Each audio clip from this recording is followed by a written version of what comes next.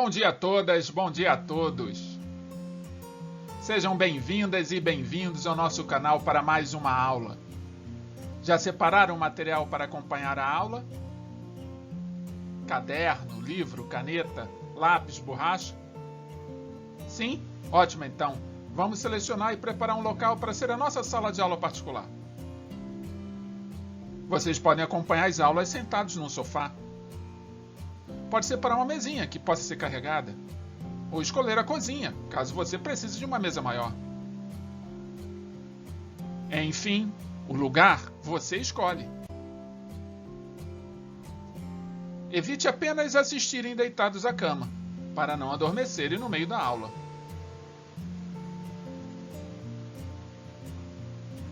E lembre-se da água. Ela é essencial para vocês se manterem atentos até o término da aula.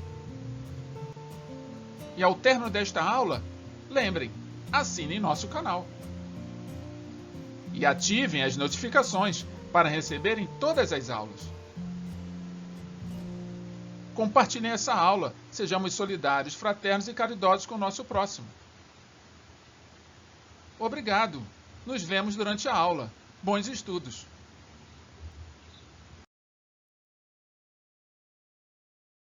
Olá a todas, olá a todos. Mais uma vez estamos aqui reunidos para mais uma aula de filosofia.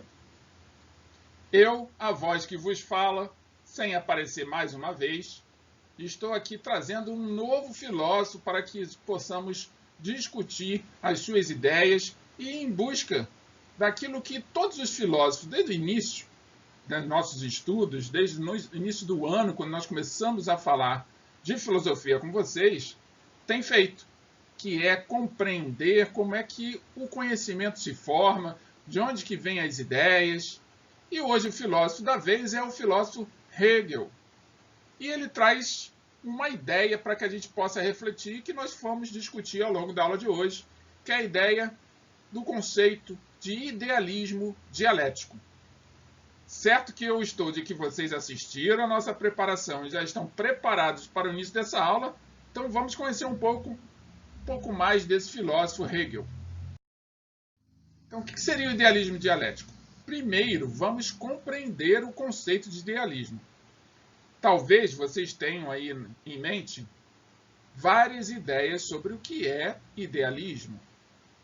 Contudo, para a filosofia de Hegel, idealismo é uma corrente filosófica que faz das ideias o princípio interpretativo do mundo. Ou seja, segundo o idealismo, conhecemos o mundo a partir das ideias que temos feito de todas as coisas materiais. Então vamos lá, vamos refletir um pouco rapidamente sobre o que o Hegel está falando.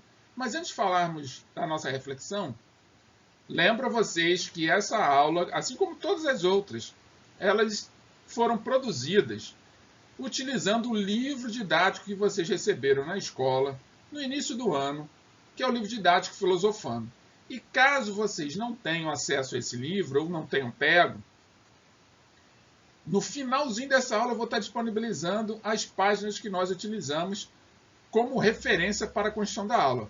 E as páginas que nós utilizamos são as páginas 132 e 133. Então, quem está com o livro aí, quiser abrir nessas páginas para ir acompanhando, fique à vontade. Mas voltando ao idealismo de Hegel. Para pensarmos em idealismo, antes de falarmos do Hegel, é importante a gente entender que idealismo tem uma relação muito estreita com aquilo que nós chamamos de ideias. Só que para que a gente construa ideias, pensem comigo. Como é que uma ideia é formada? Você hoje, já jovem, adolescente, com muitas características pessoais, com sua personalidade formada, estudante do ensino médio, você hoje já tem uma série de ideias a respeito de uma série de coisas que quando você estava na infância não tinha. Então, a primeira coisa que a gente precisa imaginar é que as ideias são formadas a partir das coisas que nós temos contato. Então, a partir do momento que algo nos é apresentado, materialmente falando, por exemplo, Você, quando foi apresentado pela primeira vez ao garfo, à faca, à colher, e foi explicado que aqueles talheres servem para você se alimentar, a partir daquele momento você construiu uma ideia a respeito desses talheres. Claro que você não percebe muitas vezes as ideias sendo construídas, mas elas, segundo esse imaginário filosófico de Hegel, ela vai sendo construída à medida que você tem contato com essas coisas materiais. E dialético, o que seria, professor? Bem, dialético é uma palavra grega que significa arte do diálogo, de convencer, de persuadir ou raciocinar. Em suma, é um debate de ideias diferentes, chegando a uma conclusão a partir desses pensamentos diversos, que tornam-se um novo conceito que pode ser contrariado novamente. Então pensem, se eu tenho ideias a respeito de alguma coisa, é natural eu querer compartilhar essas ideias com alguém. Com as redes sociais, por exemplo, a gente compartilha muitas ideias, e nem sempre as ideias que nós compartilhamos são nossas. Na grande maioria das vezes, nós apenas copiamos e colamos as ideias. Mas isso não significa que a gente não tem nenhuma relação com aquela ideia.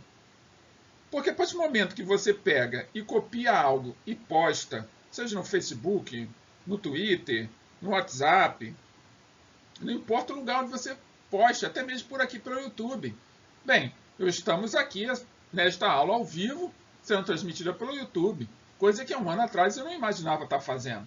Então aqui é um outro tipo de canal. Eu comecei as aulas aparecendo, transmitindo uma imagem. Agora eu estou por trás das câmeras, vocês só ouvem a voz.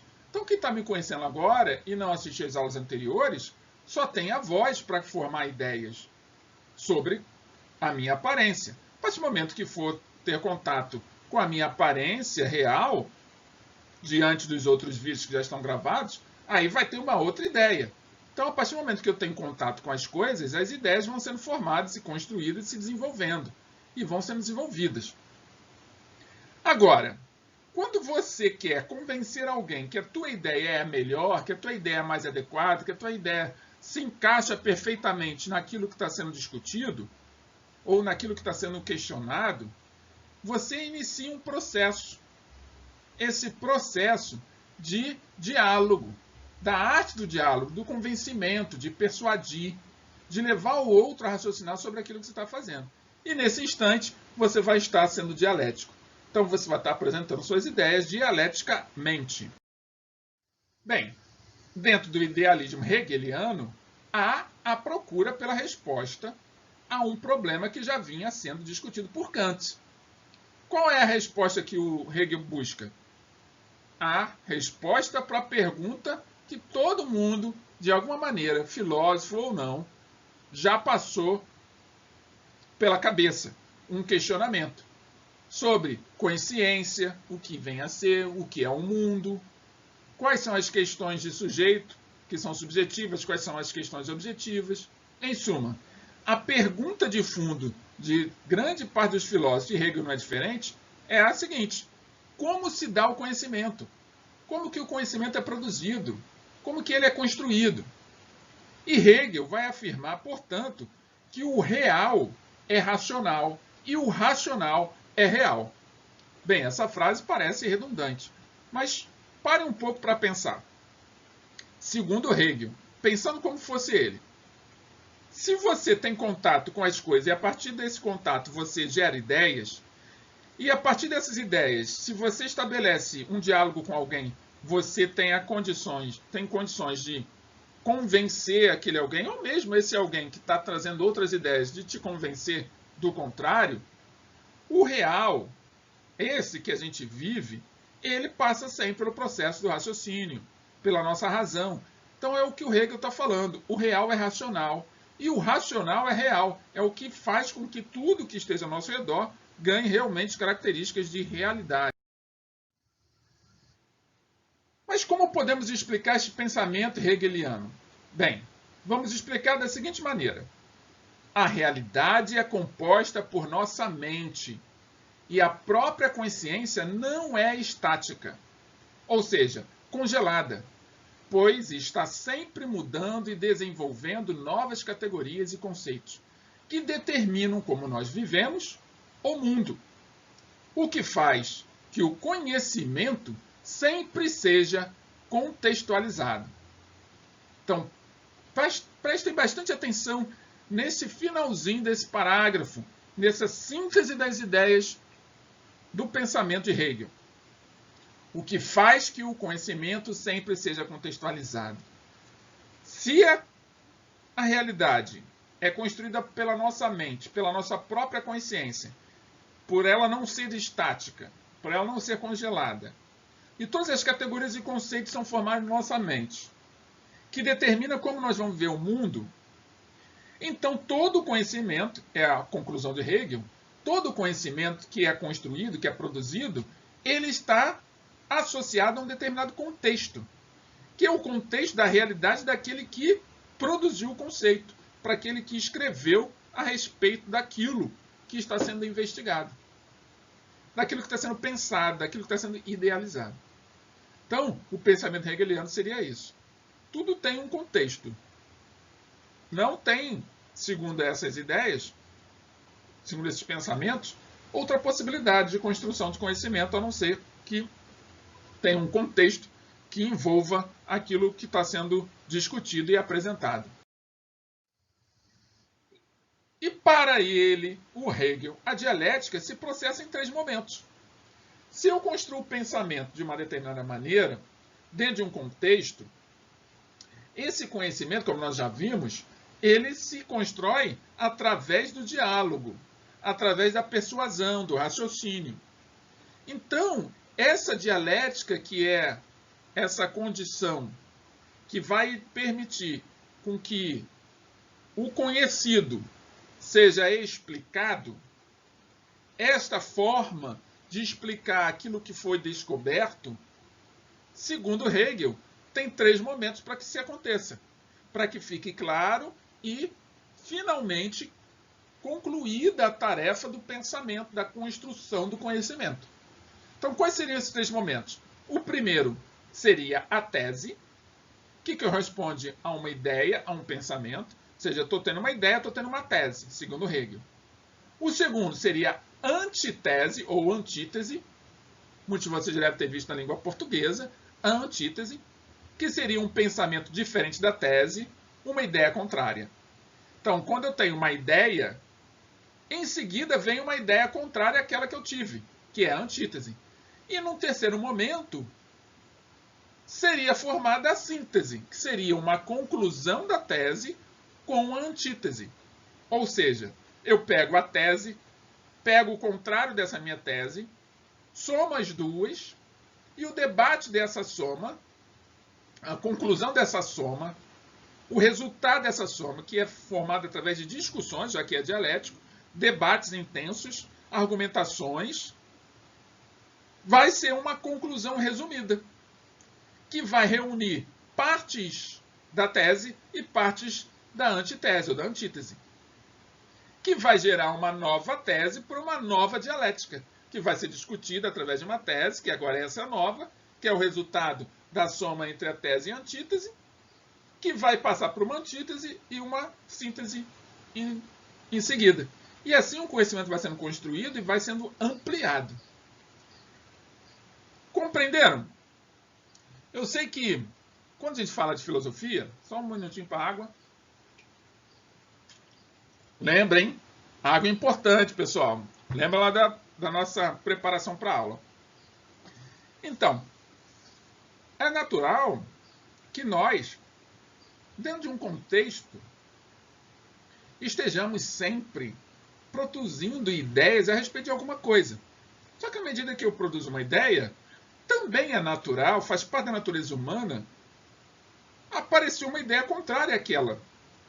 Se eu estiver aberto ao diálogo, se eu estiver aberto à dialética, eu vou debater e vou defender a minha ideia. E o outro que está trazendo a antítese vai defender a ideia dele, que é contrária à minha. E nós dois, por um debate saudável, podemos chegar a uma terceira ideia, que é a reunião de partes da minha com parte da dele, que não são nenhuma nem outra. É uma nova ideia que vai ser sintetizada pelo diálogo. Então, isso que eu estou fazendo com vocês, por isso que eu sempre peço para vocês, mande suas perguntas, mande seus comentários, falem o que vocês estão pensando. Por quê? Dessa forma a gente constrói o conhecimento. E é claro que a gente está falando por diversos filósofos, mas de um contexto geral, a ideia básica da filosofia é o debate de ideias, através de um conjunto de perguntas que vão gerar novas perguntas através das respostas que foram encontradas. Então, esse debate ele é importante. Vocês participarem é importante. Tudo que vocês disserem, por mais que vocês possam achar assim, essa ideia não tem nada a ver, muito pelo contrário, ela tem muito a ver, porque você pensou, e se você pensou e eu não pensei, tem aí uma grande possibilidade de aprender algo novo. Claro que a gente vai trazer para o debate, eu vou apresentar minhas ideias, você vai apresentar as suas. Então eu agradeço a todos vocês que têm feito isso, porque tem contribuído bastante para a formação e para a produção das nossas aulas. Então até aqui tudo bem? Lembrando, pessoal, que nós estamos aqui pelo YouTube. Então você que está passando por aqui pela primeira vez, seja bem-vindo ao nosso canal. Todas essas aulas, elas estão aí sendo transmitidas e armazenadas em playlists. Então, se você quer assistir uma aula anterior, nós já estamos na aula número 33, hein? Caminhando devagarinho, mas já acelerando o passo para as últimas aulas. Lembro vocês que as últimas aulas eu tenho uma proposta, estou ainda amadurecendo ela, mas a minha proposta é fazer aulas só de exercício. Então, todos vocês que estão aí assistindo, estejam vocês na aula presencialmente através do Google Chat, ou através do chat do YouTube, ou através de comentários, ou esteja você simplesmente só ouvindo as aulas, você está convidado, você está convidada para as últimas aulas a gente fazer exercícios ao vivo, para que a gente possa treinar tudo que a gente aprendeu ao longo do ano, tá bom? Então, vamos prosseguir. Essa estrutura dialética, segundo Hegel, seria aplicada a todos os campos do real, desde a aquisição do conhecimento até os processos históricos políticos. Sendo que esses momentos, que é a tese, antítese e síntese, se sucedem como um movimento em espiral, ou seja, movimento espiral que não se fecha. Isso é uma parte importante das ideias de Hegel. Quando ele fala da tese, da antítese e da síntese, nessa estrutura dialética, nessa construção do conhecimento através do debate das ideias, até chegar ao momento da síntese, ele não está falando de uma coisa assim linear, começo, meio e fim. Ele está falando em espiral. Vocês conhecem espiral. Vou fazer aqui um desenho para vocês verem. Espiral. Vou fazer aqui, ó, tipo isso, a espiral. Ela pode subir. Essa espiral, ela é contínua. Não tem início nem meio e fim. Ela vai continuando, ela não vai se fechar. E essa ideia de não se fechar faz parte do processo. Faz parte de todo esse processo. Então, venham com as suas ideias mais claras, com a sua mente mais aberta, que você vai poder enxergar todo esse imaginário da filosofia de Hegel. Então vamos a um resumo? Vamos resumir então tudo que a gente discutiu durante a aula de hoje. Hegel criou um sistema chamado dialética. Tá aí, tudo bem? Ótimo. Que é um processo espiral sobre o conhecimento. Beleza? Partindo de uma ideia base, que é chamada de tese. A ideia base. Contrariada por outra ideia, chamada de antítese. Uma outra ideia, que vai ser contrária à tese. E chegando a uma conclusão chamada de síntese. O diálogo da tese com a antitese ou antítese vai formar uma síntese, que passa a ser a nova tese. Uma nova tese, que vai pelo processo da espiral, que não tem fim, evoluir a uma nova ideia. Bonito isso, né, gente? Eu gosto muito de falar com vocês assim abertamente, porque o conhecimento é maravilhoso. Cada filósofo desse traz para nós uma perspectiva sobre o mesmo assunto, sobre os mesmos temas. Assim como nós somos diferentes, cada um gosta de uma coisa, se interessa por outra, tem afinidade por terceiras coisas, cada um dentro da sua realidade pode se aproximar ou se afastar de determinado conjunto de ideias. Entretanto, pensar de forma espiralizada, como Hegel fala, é deixar a nossa mente aberta para ouvir, pelo menos para ouvir. E se você tem uma tese contrária, se uma antítese é aquela que você está ouvindo, apresente sua tese respeitando a tese do outro. E se não virar uma síntese, não tem problema. Se virar, melhor, ambos cresceram. Se não virar, não tem problema algum. Pelo menos você apresentou suas ideias que são contrárias à ideia do outro. Se a gente se respeitar, as ideias vão evoluir e nós vamos evoluir. Compreendem isso? Maravilha, sei que vocês compreendem. Então deem seu like aí na aula. Lembrem-se de se inscrever no nosso canal para que vocês possam estar sempre recebendo as notificações. E é isso. Estamos chegando mais uma vez ao final de uma aula. Antes de nos despedirmos, vamos às palavras-chave. E não poderiam ser outras, né? Nossas palavras-chave são tese, antítese e síntese. Anotem as nossas palavras-chave com todo carinho, coloquem no seu caderno. Pessoal, fiquem tranquilos, hein? Eu tenho assistido todas as respostas de vocês. Meus parabéns a todos vocês que, de alguma maneira, pegam as palavras-chave, anotam nos seus cadernos, pegam as ideias principais da aula, estão fazendo sínteses das ideias da aula nos seus cadernos. Eu parabenizo todos vocês. É isso mesmo, o aprendizado ele é contínuo, precisa ser autônomo, agora mais do que nunca. Eu sou um parceiro de vocês, estou aqui colaborando, contribuindo, sou um cooperador, estou orientando vocês no sentido de ampliação do conhecimento de vocês, da ampliação de vossas ideias. Tá?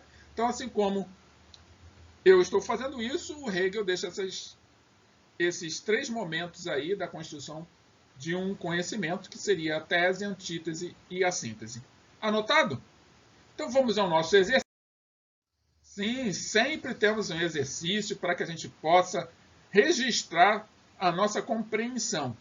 Volto a lembrar vocês que estou preparando aí, para as últimas aulas, uma bateria de exercícios, que vão ser todas respondidas ao vivo, para que a gente possa treinar tudo isso que a gente discutiu ao longo do ano.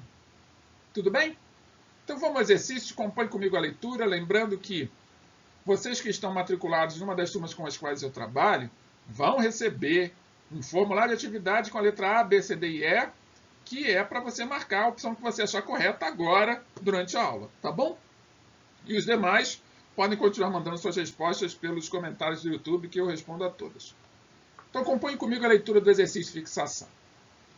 Hegel, prosseguindo na árdua tarefa de unificar o dualismo de Kant, substituiu o eu de Fichte e o absoluto de Schelling por outra entidade, a ideia. A ideia, para Hegel, deve ser submetida necessariamente a um processo de evolução dialética, regido pela marcha triádica da letra A, experiência, juízo e raciocínio, letra B, realidade, crítica e conclusão, letra C, forma e reflexão, letra D, tese, antítese e síntese, e letra E, sinônimo, antônimo e homônimo. Leia novamente, essa aula vai ficar gravada, você vai poder voltar à aula para poder ler novamente o exercício e responder com firmeza qual é a opção correta. Assim concluímos mais uma aula de filosofia. Se vocês quiserem deixar algum comentário, esse é o momento. Mandem seus comentários, suas perguntas. Já estamos chegando ao finalzinho da aula. E como todo final de aula, antes de nos despedirmos em definitivo, antes dessa voz que vos fala por trás dessa tela, se despedir de vocês em definitivo, nós temos uma mensagem. E eu faço questão de trazer uma mensagem do próprio Hegel, esse filósofo alemão que nós discutimos ao longo da aula de hoje. E a mensagem de Hegel é a seguinte: quem quer algo de grande deve saber limitar-se. Quem, pelo contrário, tudo quer, nada em verdade quer e nada consegue. Vou repetir a frase, a mensagem de Hegel. Quem quer algo de grande deve saber limitar-se. Quem, pelo contrário, tudo quer, nada em verdade quer e nada consegue. Reflitam sobre essa mensagem de Hegel. Comentem aí no chat, comentem aí nos comentários do YouTube o que vocês acharam dela. Fiquem à vontade se vocês se sentirem à vontade para isso. Então, chegamos ao final de mais uma aula de filosofia, convicto de que na próxima semana, nesse mesmo horário, nesse mesmo canal, nesse mesmo local, estaremos mais uma vez aqui reunidos para mais uma aula de filosofia. Um grande beijo no coração de cada um de vocês. Que Deus os abençoe hoje e todos os dias. Nos vemos na próxima semana. Até lá!